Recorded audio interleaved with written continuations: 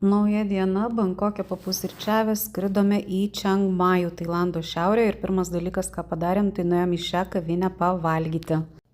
Turi daug rekomendacijų ir apdovanojimų ir būtinai čia paragaukite tradicinį šiaurės Tailando patiekalą khao soi ir tom jamą. Kiek balų? 10 iš 10.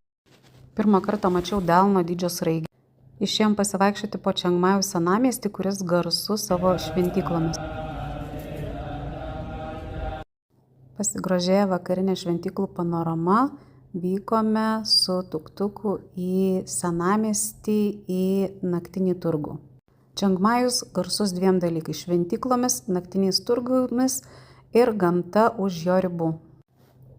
Na, o čia jau kiekvienam pagal skonį ir kišenę. Būtinai užsukom į akmenų parduotuvę, brangakmenių, toliau tiesiog pasivaikščiojom, pasigrožėjom. Tiesa, Čiang Majaus turgus yra brangokas, kainos yra užkeltos, gerokai pigiau yra apsipirkti Čiang Rajuje.